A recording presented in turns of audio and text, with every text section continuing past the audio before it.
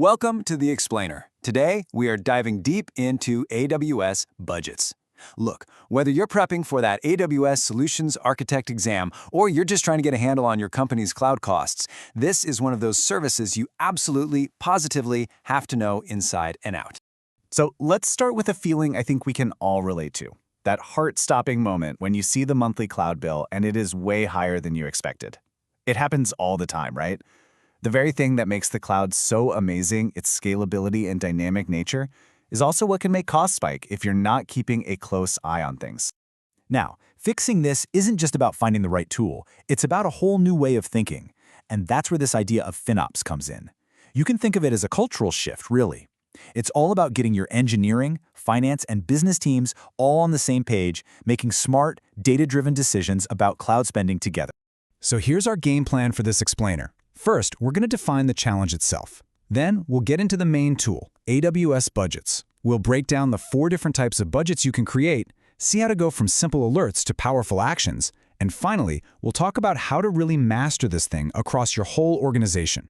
Okay, let's get right into it. The incredible flexibility of the cloud is, well, it's a double-edged sword. It makes forecasting what you're going to spend really tough. And without a good handle on it, you're looking at potential budget overruns and just a total lack of clarity on where your money is actually going.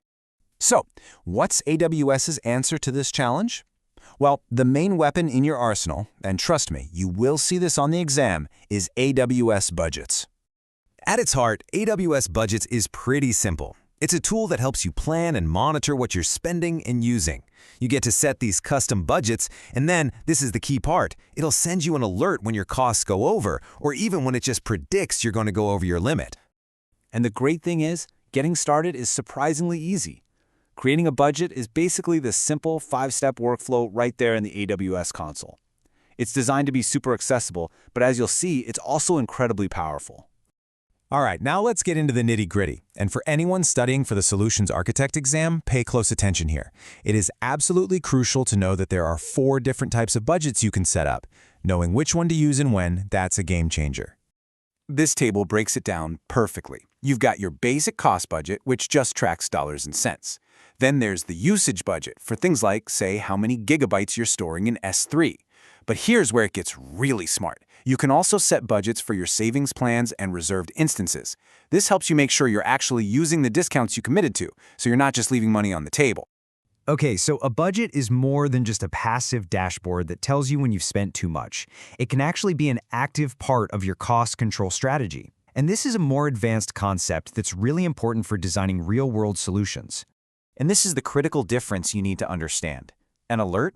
It just tells you there's a problem. It's a notification, which is great, but an action automatically does something about it. It can, for example, apply a restrictive policy to stop people from launching new resources, or it can literally just shut down specific EC2 instances to stop the bleeding right away. So look, knowing how to set up a budget is one thing, but using it strategically across an entire complex organization, that is a whole other level. This quote right here just hits the nail on the head. It's a super common trap. As companies grow, teams manage their own budgets and their own accounts. And pretty soon, you've got these information silos. And that leads to terrible visibility, bad forecasting, and a ton of missed opportunities to save some serious cash. So what's the answer? How do you fix that?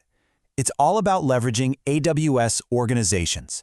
By using its consolidated billing feature, you can create and manage budgets for every single one of your accounts from one central place. Suddenly, you have this beautiful unified view of spending across dev, staging, production, everything. And you see how this all connects, right? Taking this centralized approach ties directly back to those FinOps principles we mentioned at the start. It forces collaboration, it creates accountability because you can tag resources and assign costs to specific teams. You get instant feedback from alerts, and you make sure every dollar spent is actually driving business value. Okay, let's wrap this up with the key things you need to walk away with. 1. AWS Budgets is your go-to tool for cost control. 2. For the exam, you have to know the 4 types: cost, usage, savings plans, and reservation. 3. Don't just settle for alerts. Use automated actions to enforce your policies. And 4. For any real-world setup, use AWS Organizations to manage it all centrally. That's how you build a real FinOps practice. So now you've got the tools to monitor and control your spending. But that's not the end of the journey, not by a long shot. The next step in that FinOps lifecycle is optimization. So the real question to ask yourself is, what are you going to do next to squeeze even more value out of every single dollar you spend in the cloud?